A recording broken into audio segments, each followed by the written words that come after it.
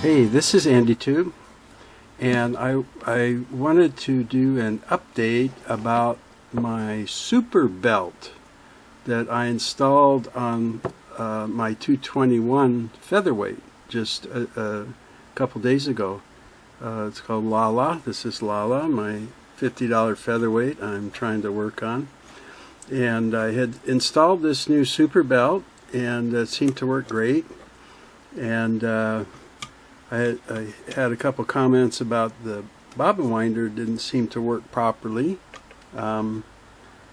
for a couple people, so I thought, well, I need to put my bobbin winder back on, and I need to center my tension bracket to make sure that the bobbin will wind properly. So I reinstalled this and was slowly winding a bobbin and stuff to get it to wind evenly and not be piled up on one side, which it was. And I had to, you loosen the mounting screw, and I nudged this over a tiny bit, a 1/64 of an inch, and then it was winding smoothly back and forth.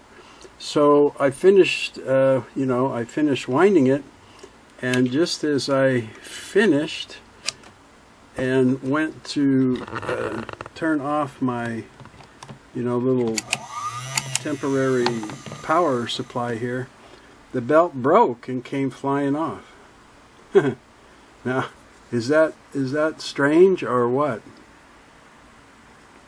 Yeah, it just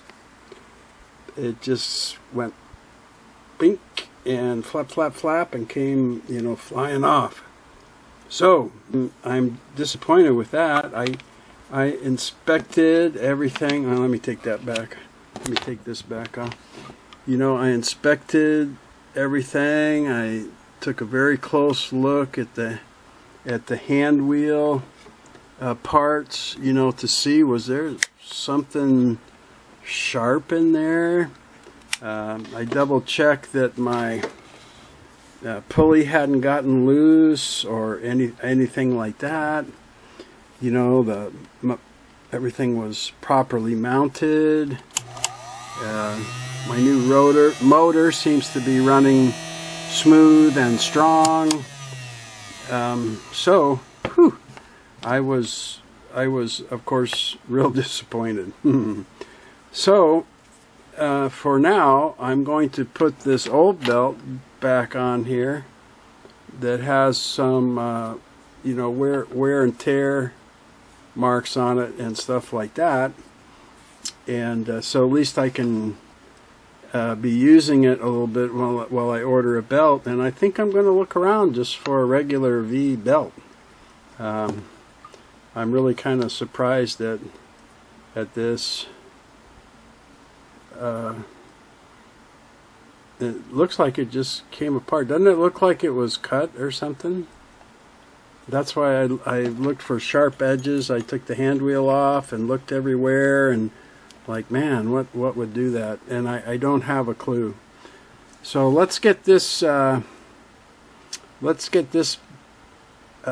belt on here, and then I want to address about the bobbin winder, maybe why it didn't work when somebody put on their belt. Because this seemed to work great. It was grippy, it wasn't slipping. It was working fine. Yesterday it ran the machine fine, and it wound the whole bobbin fine until like the last 15 seconds.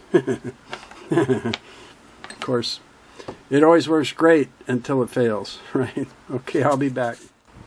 Okay, so I have my old belt installed on here, the one that came with the machine, and it has some wearing on it, but working okay here.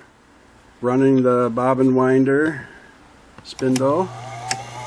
Right, so I wanted to just speak for a moment to those of you who had said you put this new Superbelt on and the bobbin winder didn't seem to work, or didn't work as well.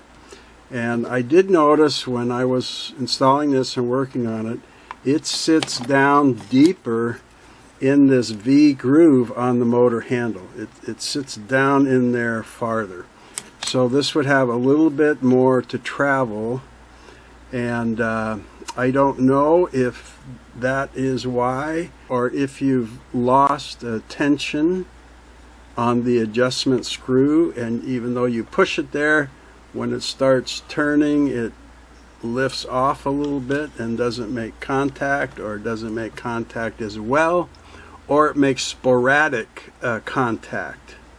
So for the first thing to do with that is tighten this adjustment screw. And in the video I did about the bobbin winder system, I said it's unusual. It's the first time I've seen a hinge screw called an adjustment screw, because usually you tighten it all the way down and it just stays there.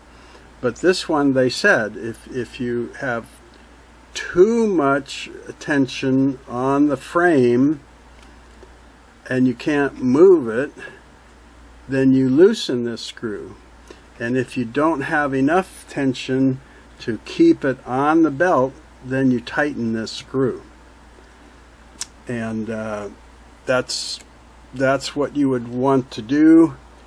What would just be to turn it towards you, it's righty-tighty, and make it tighter so that when you push it down against the belt, it will stay there on the belt. Okay?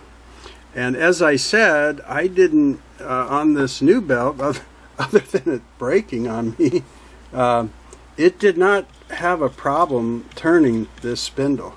You know, it didn't, you know, it's a lot smoother than the old belt, but it's a little bit grippy, it seems to me.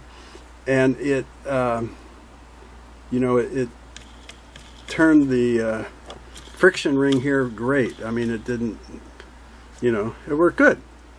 Like I said, until about the last 10 seconds when I was reaching to turn the motor off and it just came flying off. So I'm going to try and put a card on the original Superbelt video, so if people even notice cards, it's a little circle up in the top corner with an eye that there's information I'm trying to tell you. And if you hover over that or click on it, it pops up and I can tell you, hey, there's another video about this belt.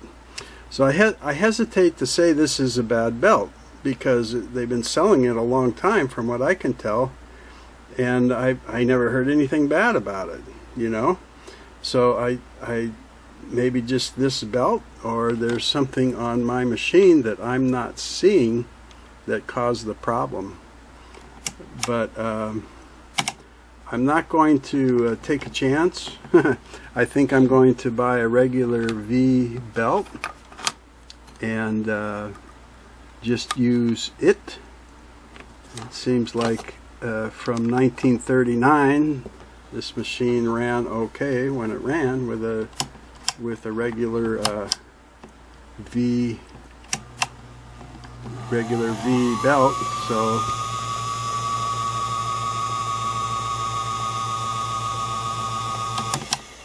yep.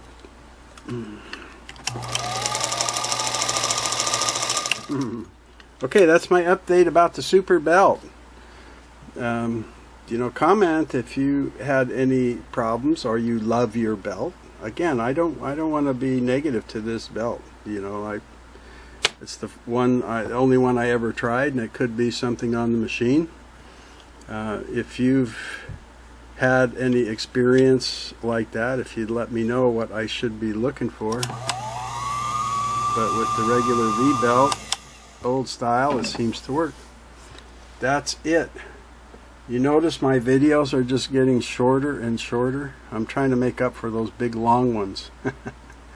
Okay. Come back and see me, okay?